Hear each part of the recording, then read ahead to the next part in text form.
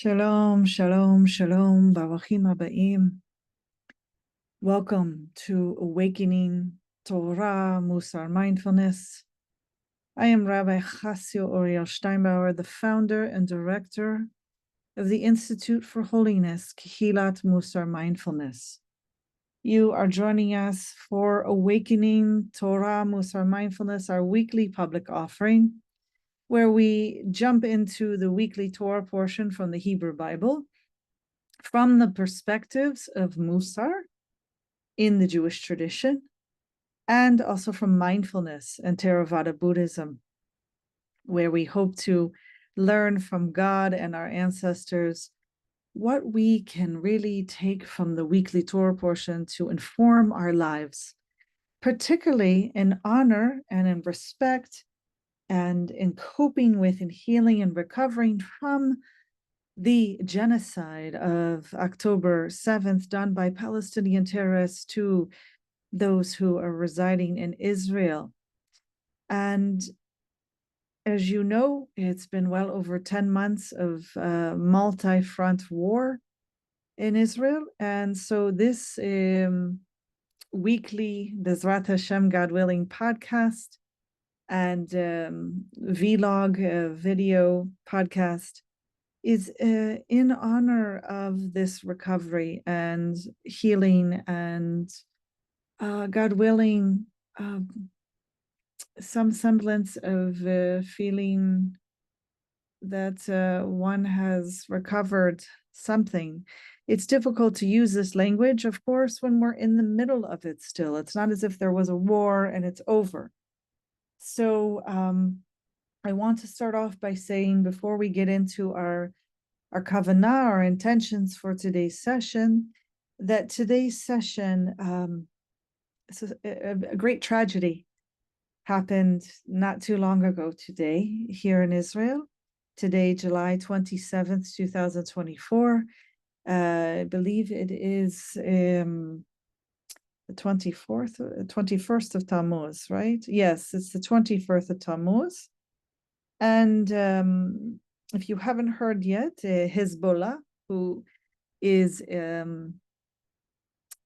want to call it even larger than a terrorist group, it's a proxy of Iran that is residing and it's basically have taken over the sovereign state of Lebanon, sent a missile in to the Arab Druze village of Majdal Shams, where there were Israeli Druze children playing soccer, and they murdered 11 of them and injured many more. And we are in pain here in Israel right now. We are in mourning. And so this session is in honor of the memory of those children. May their memories be for a blessing. And in particular, we're going to dedicate the session to mindfulness of speech. How we use our speech. Are we causing unification or division? Are we speaking as kindly and gently and honestly for the benefit of the other? All sorts of gates that we need to consider going through before we speak. Is the speech helpful? Is the person ready to hear it? All these things. So we take this into consideration as we move forward. So with a very heavy heart today, I'm holding these children and their parents and their families and their whole community as they begin to bury their children and move into mourning. So as everyone knows who follows, thank you for following this program. We are a little bit behind because of the traumas and the ongoing war and everything. So we are covering KORACH. We are in the book of Bamidbar of, I want to call it in the wilderness, but I'm trying to think of the English name of Bamidbar. Numbers, thank you. And this was covered actually back on July 6th. So well over 21 days ago, 3 weeks ago. And it took place on the Lamed, the 30th of Sivan, the month of Sivan. So we're obviously in Tammuz now. So we have some catching up to do.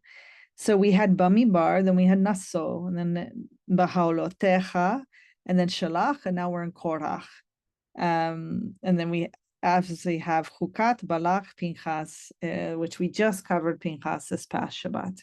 So thank you for your patience. So let's go through our kavanot, our intentions, and then we'll cover a summary of this Torah portion and what we really need to get out of it today. So our kavanot, which I normally provide a visual for those of you watching by video, for those of you listening on podcast, you will hear me discuss them, but there will be no visual right now. I'm actually away from my office and not located where the Institute of Holiness is right now. So I'm filming live elsewhere, live streaming. So our kavanot are always threefold. It's how we're radically taking care of ourselves, how we're taking care of others, and our relationship with the divine. And we see this time together of learning and practicing of awakening Torah Mussar Mindfulness, of radical self-care, that we learn together, we practice mindfulness meditation so that we can bring God's good to others when they need us. And so that we can connect with the divine source to be this conduit, to be this vessel of bringing God's good to others when they need us. So those are our intention, our kavanot for today's practice. And this is very much important when we think about how can we care for the communities that have been most harmed and hurt by these terrorist organizations, these proxies of Iran, that we want to bring God's good to them. So this took place in the Golan Heights, and I'm proud to say that we were the first responders to get up there and help them immediately. So we'll want to consider during later this week of how to continue to help that community. So what happened in Korach? For those of you who already read this and studied it, let me, for those of you who like to follow along exactly where the text is located, it covers Numbers, or Bamidbar, chapter 16, verse 1, through chapter 18, verse 32. So I just want to give you a quick reminder of what I've been kind of building as the case this year, which I feel the more I study this, the more I think it's so profoundly true that this is about all these parshiot in Bamidbar are about a struggle for power, either from clans, tribes, firstborn versus not firstborn, Levite, Kohanim versus other Levites, or those who want to have the same access and privilege as the Levites and Kohanim. It's this constant struggle. One, for some of them being ancient relationships, even older, that our people held not only in Egypt, but before Egypt, when we had our patriarchs, of how they lived by this concept of the firstborn male, having certain privileges that the rest don't, and also tribal units, right? Based on the 12 tribes descending from the 12 sons of Yaakov, our third patriarch. And so these ancient ways of being follow the people, obviously, out of the institution of slavery into the Midbar, into the wilderness. And so when God basically assigns power and privilege to Moshe Rabbeinu, Moses, our teacher, and his brother Aharon as the high priest, and his sons, you're already having kind of a new institution imposed on the people. Some of it might have already been entrenched with them coming from Levite family. And then you have, of course, even those from different Levite families who will start challenging that power. So I just want to recall that last Torah portion, we covered Shalach. We had the whole case of the scouts who were sent by Moshe to check out the land. And you might recall that this was like new leadership, excuse me, keep yawning, new leadership that was selected by Moshe. Young men, young leaders, not the elder leadership that was selected by God. As you notice, there's going to be like new leadership constantly selected. And some of it's for different roles. So obviously, when Moshe Rabbeinu's father-in-law, Yitro, comes to visit, back when we were at Har Sinai, at the Mount Sinai, receiving the Torah, judges were selected based on his advice, 10,000, thousands, to address cases that Moshe doesn't have to deal with, right? So that's like a whole set of leadership assigned there. Then you have this leadership of like the 70 elders being selected, right? And then now you have these 12 scouts who are obviously young men. We even think that maybe the former leadership's not even alive anymore, given the violence that keeps happening in the Midbar. So I just want to remind you that we had this kind of little uprisings that start leading to larger issues and larger cases, right? So you had Miriam and Aharon kind of speaking poorly and publicly about their brother, Moshe. And then you have Moshe himself even complaining. This is all basically public outbursts that lead to the scouts themselves coming with kind of a public outburst that will eventually lead to where we are now with Korach. But as you notice, the leadership except for Caleb and Yehoshua, will be killed, essentially. And those who followed them, who just said, we're going to go up to the land anyway, they also end up being killed and don't make it. And so this leadership is constantly changing. And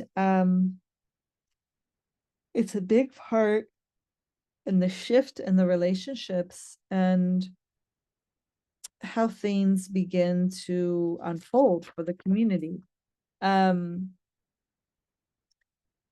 Yeah, so I want us to keep that in mind as we move into Korach. I'm trying to see if there's anything else I want to share with you. The last thing I'll say about Caleb and Yehoshua, just to keep the story alive with them, is they are the two scouts who survive and are told that they will enter the land, right? Now imagine, this is a big part of Mussar practice, is to do imagination and contemplation about how other people might have to survive and live through how they develop and practice. So imagine Caleb and Yeshua witnessing all their other comrades who entered as scouts with them be killed, and anyone who supported them be killed, and anyone who was among their family or outside of their families are essentially told that they're going to die in the Midbar over the 40 years. And they have to live with these people this whole time before they enter the land.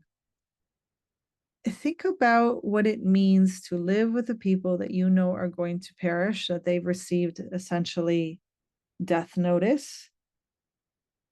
And you have to somehow have the bravery and courage and the skills to still be in relationship and bear the burden with them this next amount of years in the wilderness. So I just want to hold that in mind, that we have this simultaneously happening while there's going to be this constant, almost like a coup d'etat that's coming with Korach.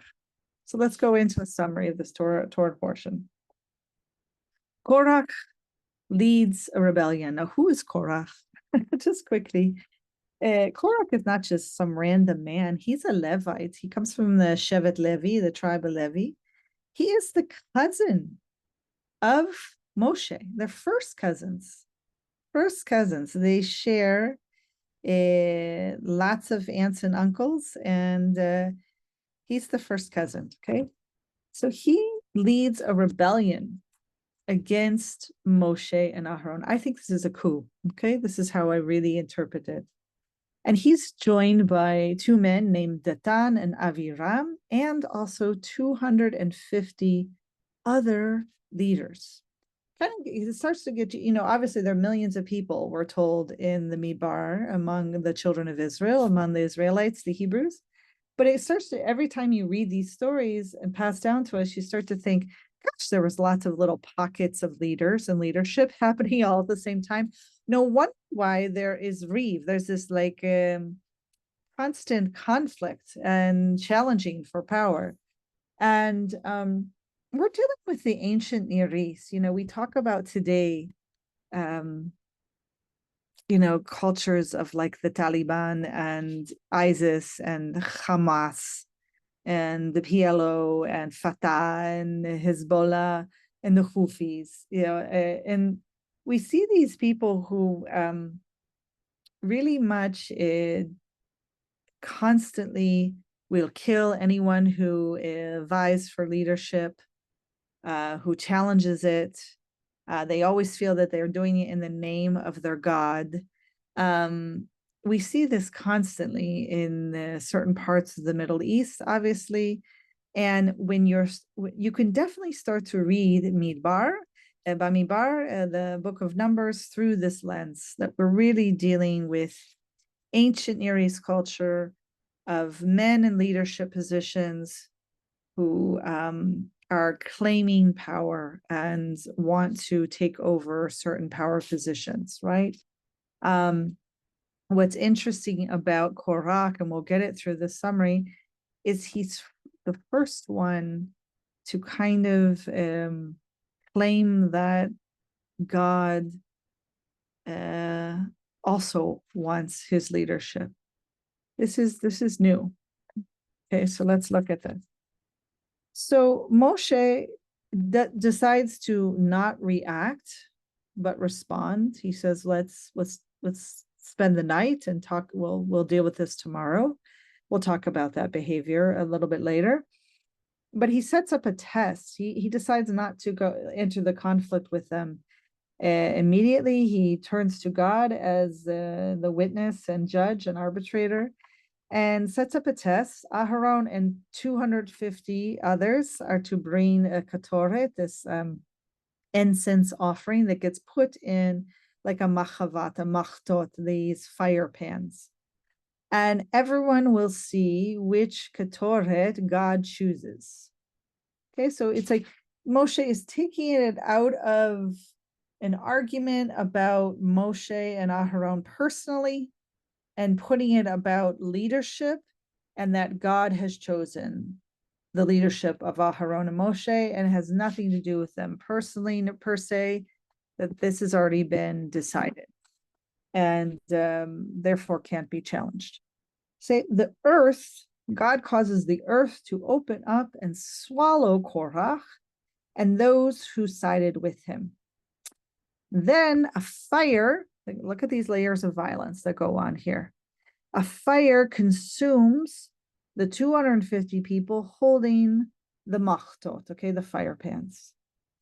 The machtot, the fire pans from the Ketoret test, are then hammered into a cover for the Mizbeach, for the altar in the Mishkan, in the traveling tabernacle, as a reminder of this event. Now, when was the last time we had a reminder? We had a reminder after the scouts, the spies, the Mevaraglim, that at the end of the Torah portion, we're told that we are to wear tzitzit, this ritual fringes for cornered garment.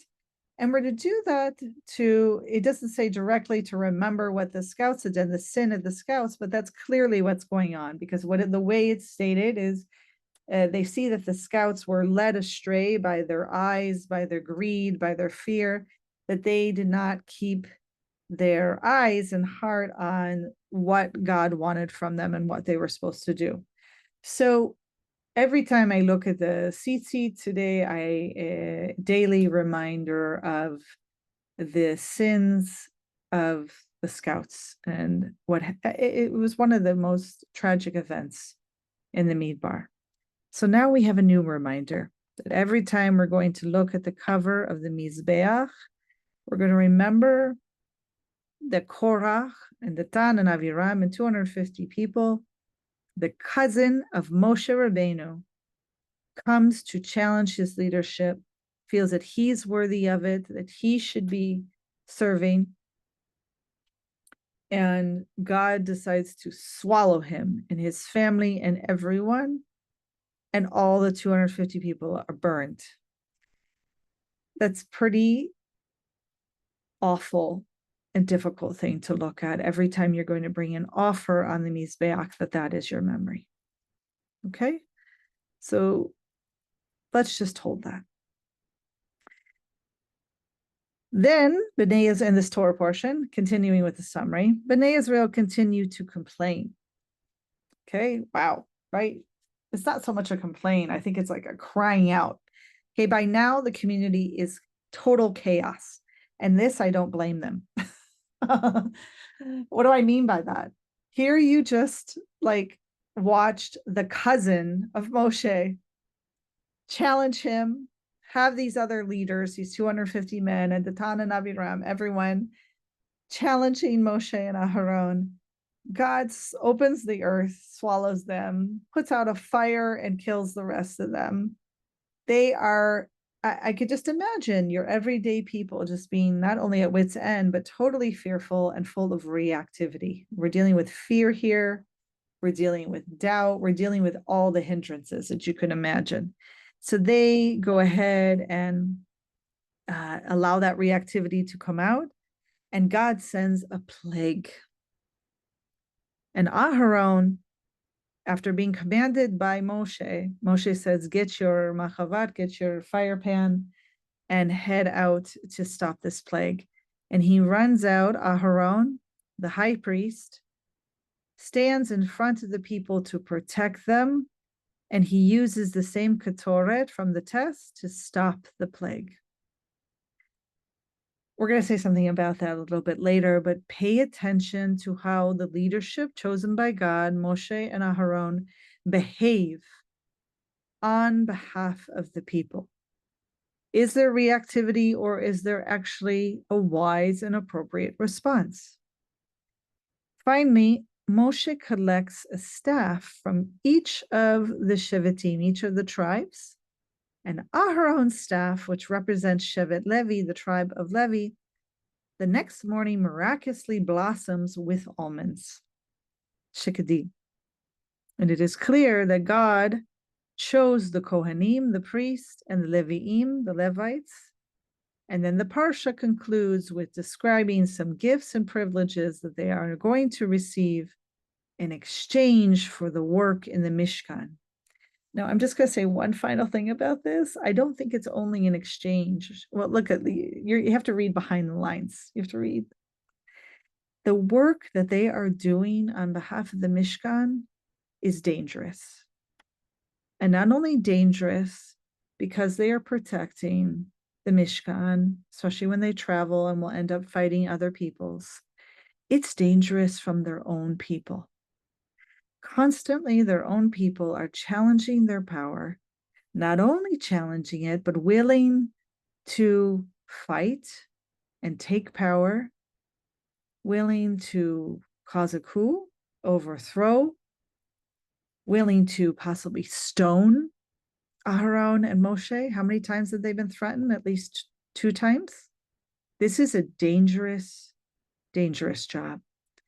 And I think God, at least in this section, is starting to wake up to that and realize that there better be some gifts and privileges that go along with this. Otherwise, it's not worth it to a human being in this position. It might be worth to some, but you're going to have more and more difficulty of those in that position. Okay. So let's move into what I feel is necessary to share about this, that we need to get out of this. So the first thing that I point out to you is that KORACH is the first cousin of Moshe. And Rashi, our wonderful Parshan, one of the most famous rabbinic commentators coming out of France from 1,000 years ago, he explains family dynamics as the background of Korach's rebellion. And it's really what he notices is that Elitzaphan ben Uziel, who is also a cousin, a first cousin of Moshe, he appoints him as the Nasi, as the chief over the children of Kehilat, a certain segment of the Levi'im, of the tribe of Levi. And this is based on God's command in Bamidbar, chapter 3, verse 30. And so Korach, Rashi claims that Korach is holding a deep jealousy over Elitzaphan being appointed and not him, okay? And so he goes on to say, Rashi, the Korach says, my father was one of 4 brothers. Amram, the eldest, had two sons come to greatness, right? That's Moshe, our teacher. He says Moses is the ruler. And Aharon is the Kohen Gadol, he's the high priest. So who should be next in line, according to Korach's understanding of this ancient Near East tradition that they always follow, the eldest follows in line. So who should be next in line to become the leader of the tribe? Okay. And he says, am I not the son of Yitzhar, who was the eldest after Amram, meaning I should be next in line to be chosen as the Nasi, to rule over, to govern over Kehilat, the segment, the kind of inner tribe of the Levi'im. And Moshe instead appoints, based on being commanded by God, he appoints Elitzaphan, the son of the youngest brother. Where have we seen this conflict over and over again among our people? From the very beginning, right? From this even happens with Adam and Chava, but this you think about Avraham and Yitzhak, the youngest constantly, and then Yaakov, the youngest constantly being favored, who kind of usurps and takes the blessing and the privileges of the firstborn. And so Rashi reads this into why he rebels against Moshe. What I think is very important in this case is you have to look at Korach when he comes to complain that he uses, okay, this is a very strong tactic that a lot of people use when they want to assert power and they don't want to appear as if they're doing it for selfish reasons, right? I mean, I think it would have been legitimate in and of itself to just say, we come from a code of certain ancient Near Eastern traditions that the eldest is in line and I should be next. Go ahead and talk to God, right? Talk to God and see if I actually should be next and not Elitzaphan, okay?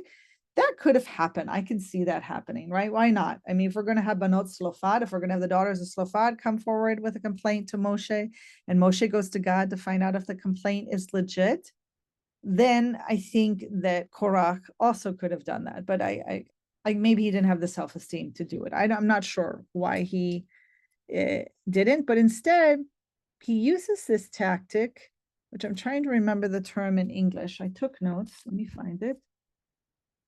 He uses this tactic. Where did I write it? oh, it's called a pretext or a pretense, where you use a front that's not really the reason why you're coming forward. He uses the idea that the whole congregation is holy. So where does he get this concept? So when the commandment comes, last Torah portion, that we are to wear tzitzit, this ritual fringes, that is the only garment that's allowed to wear wool and linen at the same time. That is the same garment makeup of what the Kohanim get to wear. And so therefore, we get to wear a bit of the Kohanim. I think this is another way, you know how God tries to kind of give these offerings to kind of placate. I think this is one that's offered to the general community. Like, I see that you also want to serve in some ways as the Leviim or as the Kohanim, as the priests. So you can wear these tzitzit, these fringes, and you'll be a little bit of the Kohanim. You'll be a little bit of serving God in this holiness in this way. And so he uses, so now that we're all wearing these tzitzit, KORACH comes and says, we're all holy, right? The whole congregation is holy because we're all wearing the same ritual garment of the Kohanim, right? We're all holy. That's not, and therefore he's saying like, I should serve, I should be in the position, right? But he doesn't go far to say that. He's just trying to say, we all should be able to serve. That's just how he gets the other 250 people and Datan and Aviram to come forward with him, right? But really, he believes that he is equal to Moshe and Aharon, and that he is next in line before Eli Tzafan simply because of birth privilege, and birth order. Okay?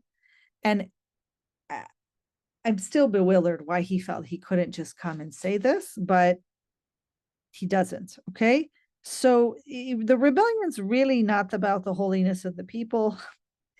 It really is about maintaining certain rights that were passed down through our ancestors of how they related and lived. Okay. The other thing that I want to touch base on before we move into our mindfulness meditation is let's see here. Let's see if I have to share anything with you from the summary. Yeah, I could go into a very large summary of this Torah portion, but I don't feel it's as necessary for us. But I will say we just always have to keep in mind this like ongoing now cycles of violence and ongoing threat of somebody trying to assert power in some new way. Okay, so this whole thing obviously is an encroachment on the power and privilege that God has chosen and on the tabernacle, on the Mishkan. What's the final thing I want to see here? You have to realize the people have witnessed the massacre of the leaders at the Mishkan, the massacre of their fellow Israelites, and a plague. I mean, this is just ongoing, right? So there's a mortal fear here.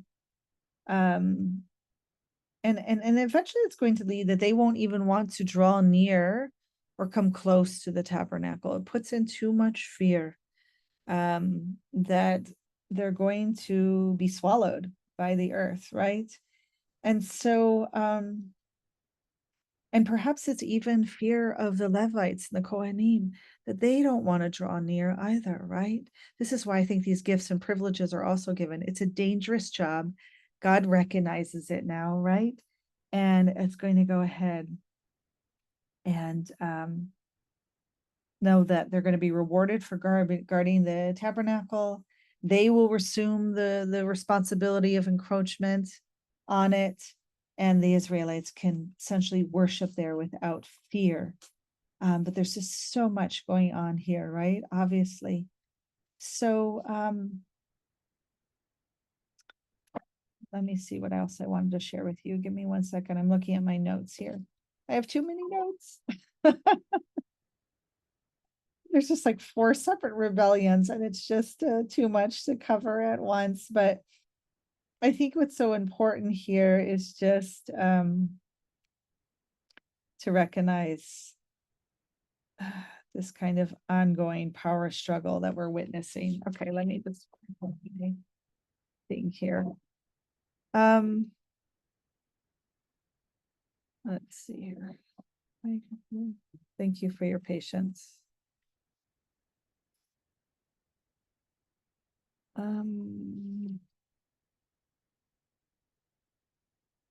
Okay. So let's look at this idea of deliberation, wise deliberation, speech, wise discernment. Okay, Korach comes, the very language even that is used is Vaikach Korach, he took, right? When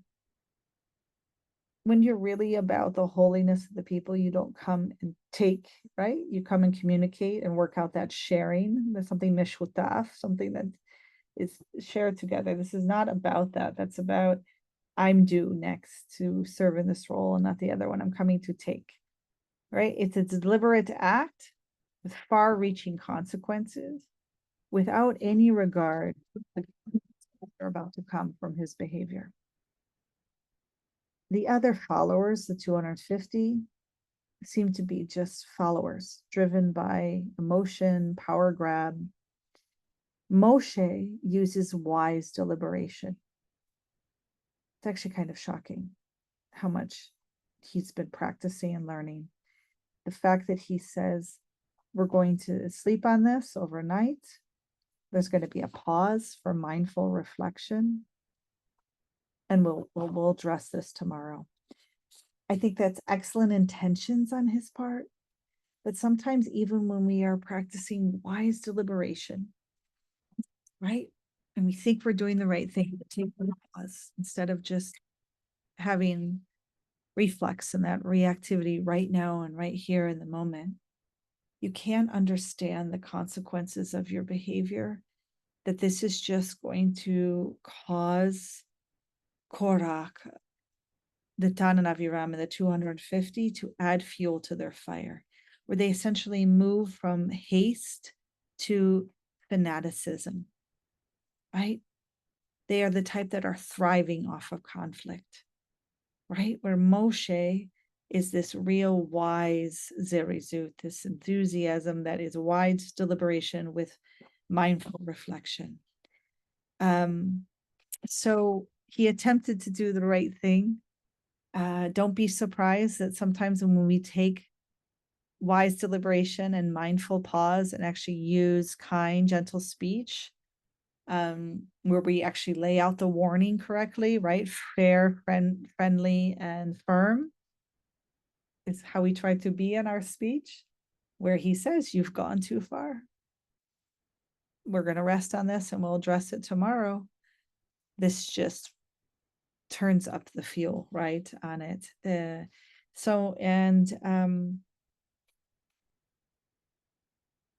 I think what we're going to see here, and this is hard for anyone to submit to, but this is why I'm bringing it to us now, is God obviously chose Moshe and Aharon. And it's hard for people to accept sometimes when there's leadership that's been chosen. Even if the leadership is good and doing well, there are always those who are greedy for power, who can't accept things the way they are, and only can hold on to their fantasy or storytelling of how things they think should be. And we see this over and over and over again, to the point where people begin to demonize other people. So for instance, in Israel, we see this all the time with the leadership towards Netanyahu. However you see or feel about the leadership of Israel, there's no need to demonize the person, right? We're not using wise speech and wise deliberation. it only serves to create more fuel to the fire. It only adds more chaos to those who are followers of you. There's really nothing positive to come out of it. And it's very important to keep in mind how we use our speech and how we speak about those that we disagree with. And why we're doing it, right? So like even with people that we do agree with and we want to empower, eventually you find something wrong with them too, right? It's just very much part of our culture in modern secular Western societies, and even here in Haaretz in Israel, this idea that quick to blame leadership, not that they shouldn't be held responsible, but to always find as if they don't have a right to lead, as if they shouldn't be leading here. I want to remind everyone, and people remind people of this all the time, that Netanyahu was voted in a democracy. He was selected. Maybe that's hard for people to accept because then you might have to actually hold part of the population responsible. And how do you do that? Right? You're going to blame them. And then what are you going to do with your anger and your self-righteousness towards them? What are you going to do? You know, it's the same thing in the United States politics where a certain amount of people voted in Trump. People who were against Trump turned to quite violence verbally, if not more. And, became violent in their speech towards those they see as supporting Trump. And this hasn't led to anything that unites the people, that fosters a society that building trust and relationship and intimacy that want to work together and thrive together. And so this is very important in this moment, is that we are at a world war of civilizations versus barbarianism. You might not be awake to that yet because it's maybe not at your front door like it is here, like it is for the 11 children who were just murdered by Hezbollah. We need to pause and think, why are we speaking out against someone? Are we trying to assert power? Do we really think that we are in better position to lead? Do we really have policies that are going to be more effective? And are we trying to assert power? Are we going to actually run for office and be voted in and strengthen the democracy? How are you behaving? What are you choosing to do? That is it unifying the people or is it causing more division? This is very important at this moment. I can't stress this enough because I'm witnessing so much of this ongoing division that's just tearing all of us apart. So the final thing I'll close with, I forgot to mention that Datan and Aviram, they actually come from the tribe of Reuven. Who is Reuven? Do you remember Reuven? The firstborn of Yaakov. So they feel, of course, that they are the original leaders of the tribes, right? They resent Moshe's leadership. This is very important. All the community are holy. I'm just finally finalizing my notes on this here. I love it too when they say that Moshe wants to lord over us, and they say it like they're like young teenagers. We will not come. We're not leaving our room. We're not coming to you. We will not come.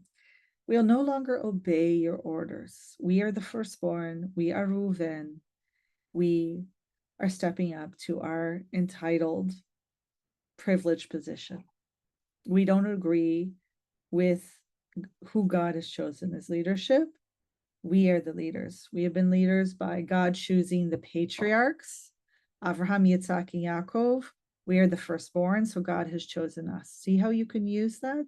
See how everyone can feel that God has chosen them and on their side here? So this is very important that we look at this and face honestly what's going on. Okay, I am just closing out my notes with you here so that I make sure I finish sharing what I wanted to share with you. Okay,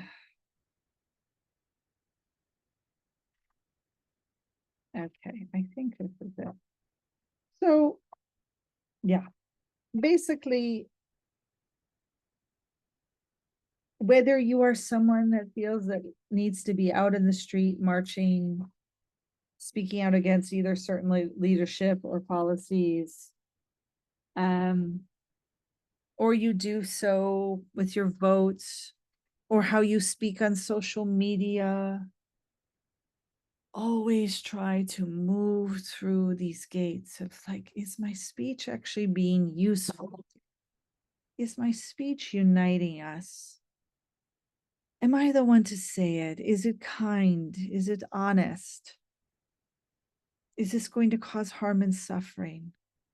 And if I think that I am better or right than, say, Netanyahu or the leadership or the policies or how things are run, then get out there and attempt to become part of the government creating policy. Be voted in through the democracy. Don't just sit there and complain. Don't.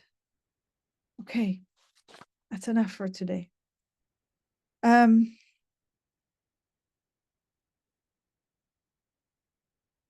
Yeah. I will say this is the first time that I really honor. I've always honored Moshe Rabbeinu, even when I feel like he does not practice having a space between the match and the fuse, when he acts out his anger. There are lots of places where I feel critical towards Moshe Rabbeinu, but the more obviously I study him and look into how he led, this is the moment that I love the most, because he's a leader.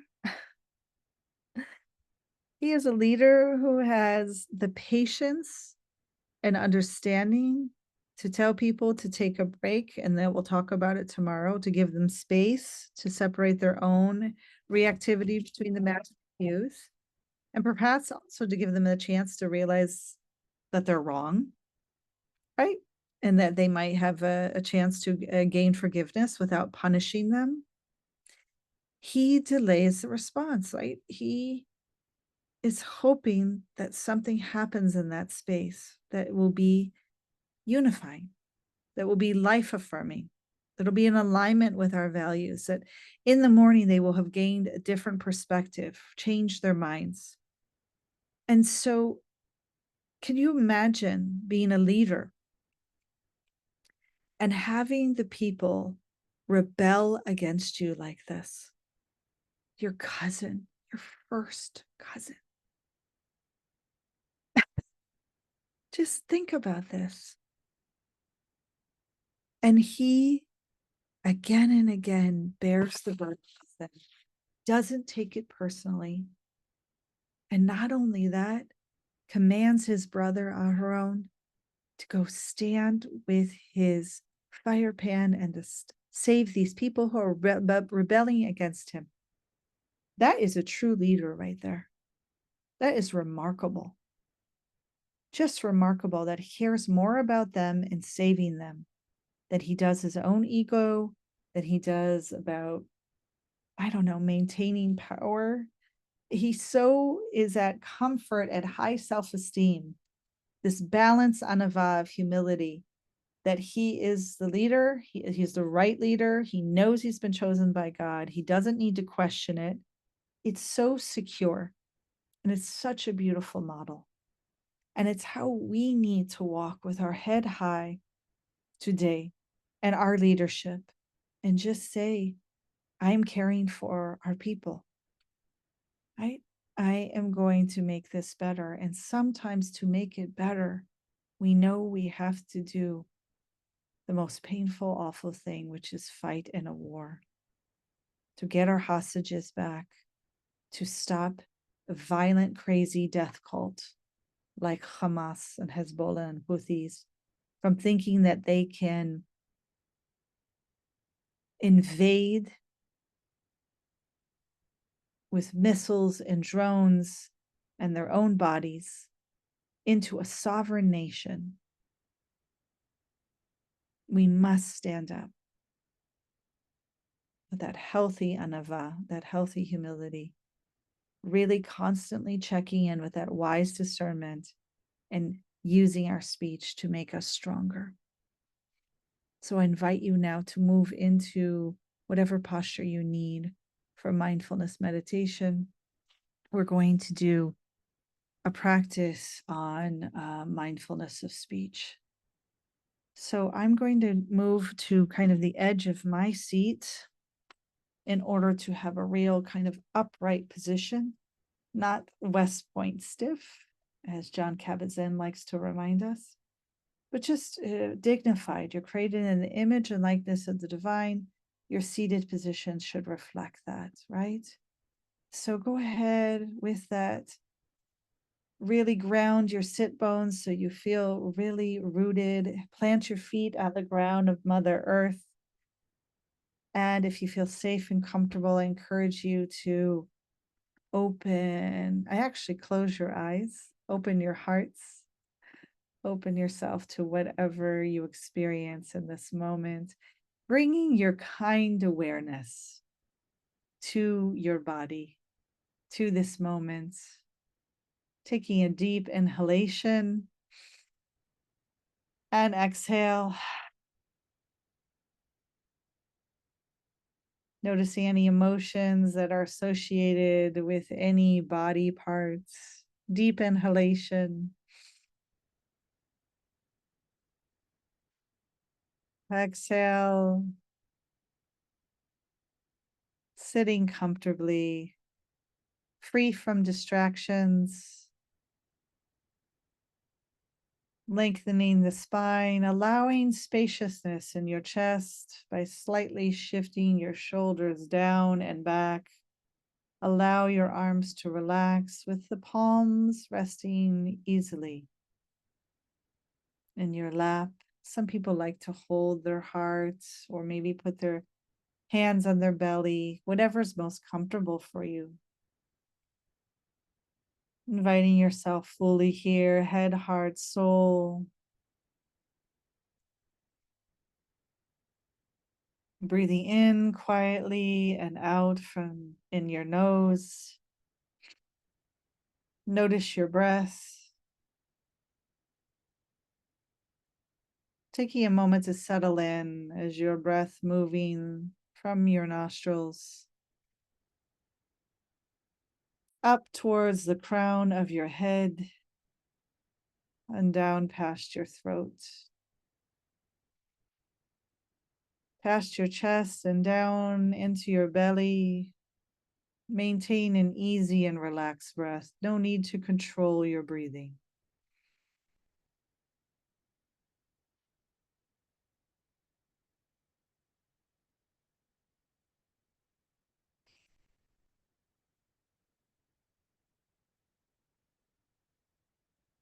Now draw your awareness to your throat. Visualize a warm, glowing light in your throat.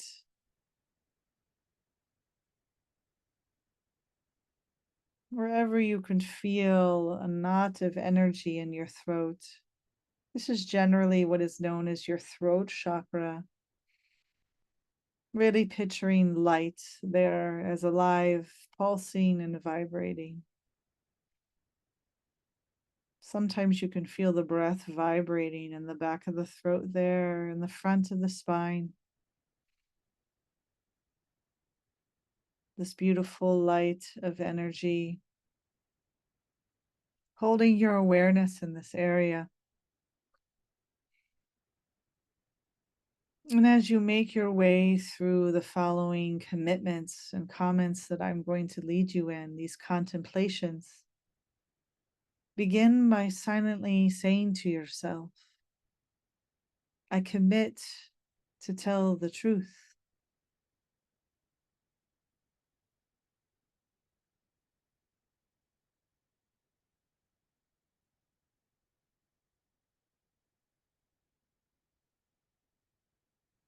I commit that my speech be useful. And contemplate what these mean to you. And all the while, having your awareness of the sensation in your body and the throat. Notice what arises as you promise, as you commit to being truthful and useful in your speech. Notice if there's any resistance or tightness in the body, anything closing off, including the throat. Notice too if there's a feeling of lightness, of opening, of spaciousness.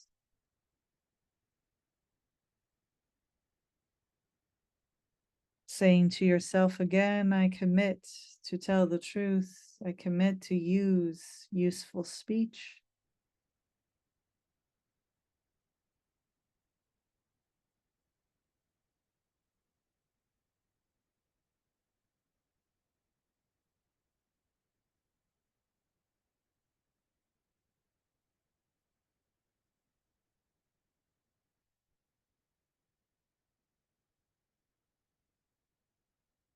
Now silently say to yourself, I commit to using my words to bring people together.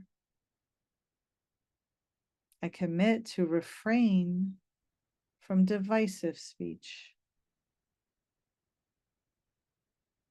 Contemplate what these mean to you, what it means to speak in ways that connect rather than divide. Notice the vibration of energy at your throat. Notice any sensations that arise in your body. Attempt to stay free from any stories that arise, any movie that's showing in response to your commitment. Noticing any judgment arising towards yourself or others, meeting it with kindness and curiosity. What happens when you say, I commit to refraining from divisive speech? I will use my words to bring people together.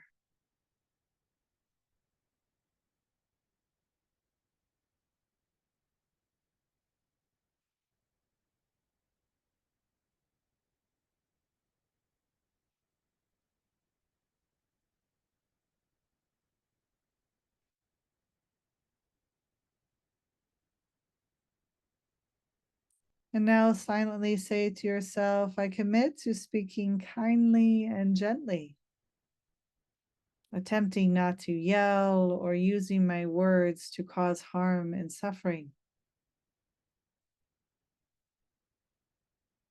Contemplate what this means to you.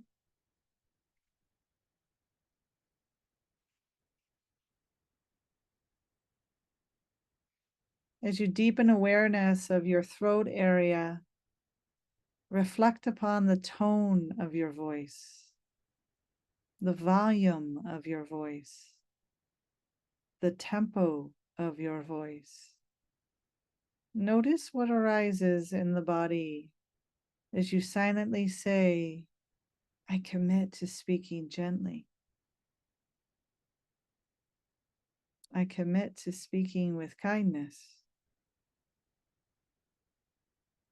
I commit to attempting not to yell or using my words to hurt others or myself.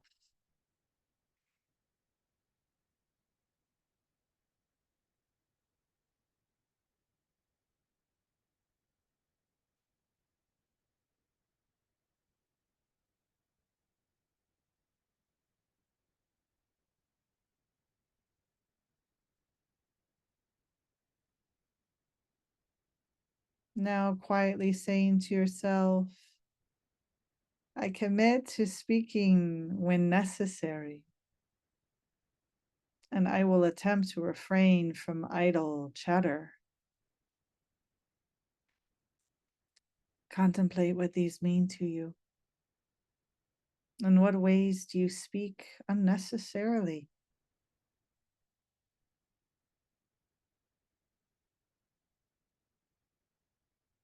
In what ways do you speak simply to fill silence, to avoid something, to serve your ego?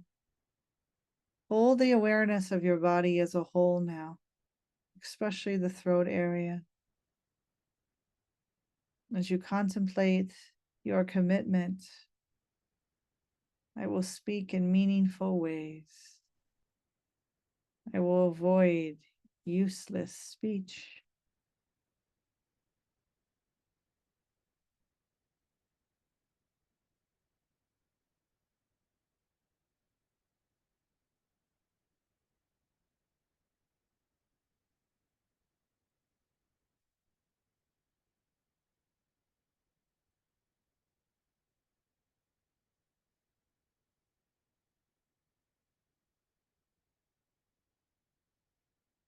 And now feel back to the area of your throat, a ray of light, its warmth, its aliveness, its energy, pulsing and vibrating with each cycle of inhalation and exhalation. With every heartbeat, feel back into the breath itself. Watch, witness the breath as it comes in through your nose, moves up toward the crown of your head, reminding you to have space between the match and the fuse before you speak. Down past your throat, into your chest and into your belly. Let the area allow it now to be spacious in the throat,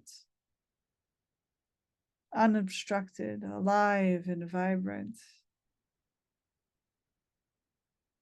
Notice how smoothly the breath flows up and down past this space.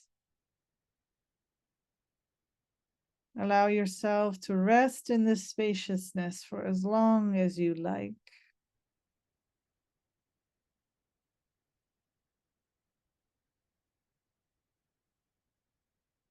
Before we close this meditation today, remember your commitments, your intention, your covenant. Commit to carrying these commitments to wise speech and mindfulness throughout the rest of your day. When you are ready, gently and slowly open your eyes, allowing the light to filter back into this sacred space, whether you're joining us on Zoom or live stream on our YouTube channel. Please subscribe on Facebook, joining our group Kehilat Mussar and Mussar Mindfulness.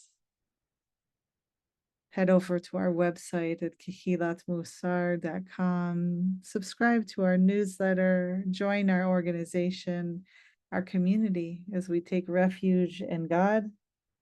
Thank you for this practice, taking refuge in community, in the Vad Sangha, and the Institute for Holiness, Kehilat Mussar Mindfulness, taking refuge in our ancestors and our teachers who led us to this moment to be able to share in this path. May we honor the memory of those 11 children and those who have been harmed and are trying to hold on for their lives. Wishing you Shavua Tov, wherever you are in the world. May it be a good week coming out of Shabbat. And we will join together soon, Bezrat Hashem, God willing, for Hukat. Thank you for coming and practicing today. Very grateful. I look forward to connecting soon. God bless.